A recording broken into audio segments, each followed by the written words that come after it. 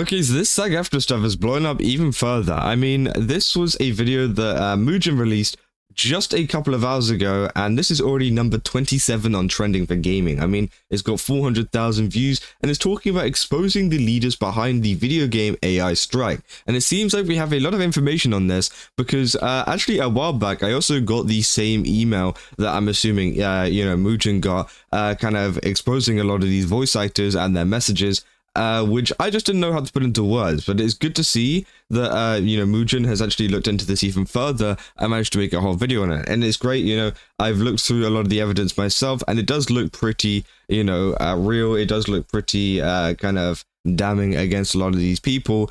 And there's lots of different components to these screenshots of, some of the voice actors working behind the scenes. Now, there was like cases, for example, of them talking bad about other voice actors. There's cases of them, like even one of the people that was involved with I'm pretty sure it was like the negotiation team.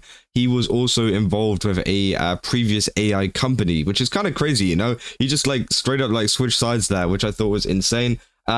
Again, there's even more stuff as well. There's some leadership disregards. There was so much more that was going on, which was kind of crazy. Now, it seems like Mujin has been catching quite a bit of flack from these not VTubers, from these voice actors, sorry. And it seems like, yeah, he's exposed them all. They're saying, yep, they're mass reporting it as we speak. They really don't want their names to be tied to this mess. We'll probably have to blur their surnames so that the video doesn't get taken down. So make sure to keep records about who's doing this. And obviously, yeah, they get an email from YouTube support saying, "Hi Mujin, we'd like to inform you that we've received a privacy concern about your content. Before we review the content, we would like to give you an opportunity to review and, if necessary, modify or remove any potential private information within the reported content." So again, it's, yeah, literally like a takedown thing. Brack saying this is pretty insane and saying they can't take it down if it's simply re-uploaded by everyone. And yeah, it's like one of these things where essentially, these people are trying to, silence Mujin and trying to make it like, just trying to like make it better for themselves. I mean, it's very, very obvious that, whenever someone tries to do this so desperately, they're definitely in the wrong here, I feel like someone who wants to take down something so desperately and, wants to have this completely gone from the internet, probably hasn't done the right thing. And obviously we go to Mujin as well saying, well, it didn't take long. SAG-AFTRA voice actor extremists, along with a negotiating committee member, are trying to actively take down my video by mass reporting it. They're scared, and it shows. This also got 400,000 views, which is absolutely insane. Obviously, here's some of the things here saying, I've created a step-by-step guide to reporting a violation of your privacy on YouTube. I'd highly recommend to anyone whose full name were included in the video to fill in the report. So that's essentially what they're trying to do, is they're trying to claim that obviously they've been harassed due to the fact that their full name is being kind of shown in a lot of these screenshots.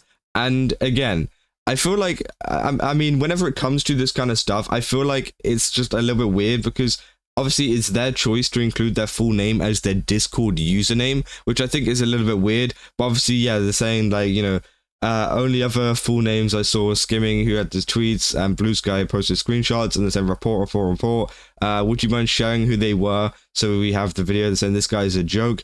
And yeah, obviously everybody's been getting involved with this. Tectone saying, get me every name that's falsely reporting you. I'll take care of it. Saying, truly amazing how good these VA are at making things worse themselves. This will only backfire on them. Ethan obviously saying, a normal, transparent union. Everyone trust. Paperback Boy saying, it's only if the full names are shown in DMs, which obviously, yeah, is true. So anything posted on social media, YouTube considers public and won't take action. So if they end up being successful, just remove the last names of people in DMs and explain who the person is in your own words, and then re-upload.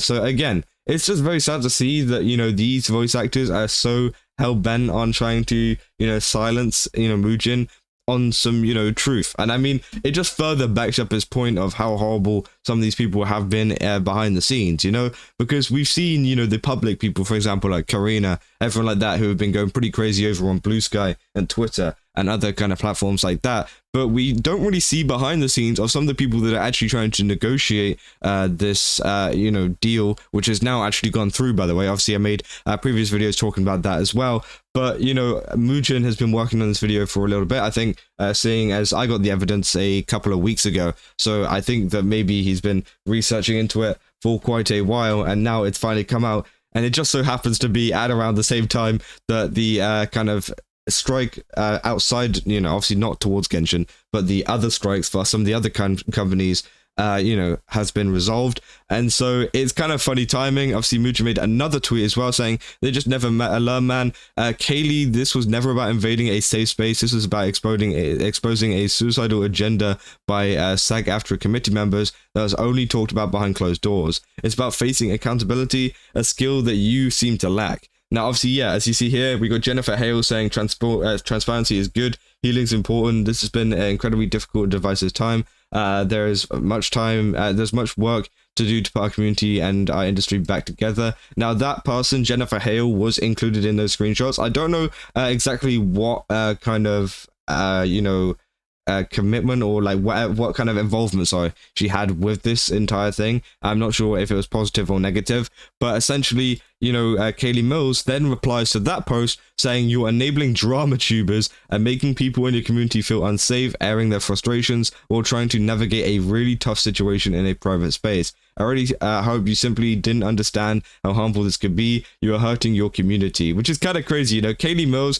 just for some reason, every now and again, just pops up and decides to be a massive idiot online. And, you know, obviously it was her and Karina that were the main ones that were going pretty mental over on Twitter. And yeah, saying some pretty unhinged stuff. And bear in mind, she's the voice actor for a lot of big roles, you know, not in just Genshin Impact and HoYoverse. Obviously, this is a, you know, HoYoverse voice actor, but also in other places, she's Kuching's voice actor, by the way, but also in other places like Nikkei, she's the voice of Rappy, who's one of the main characters in Nikkei.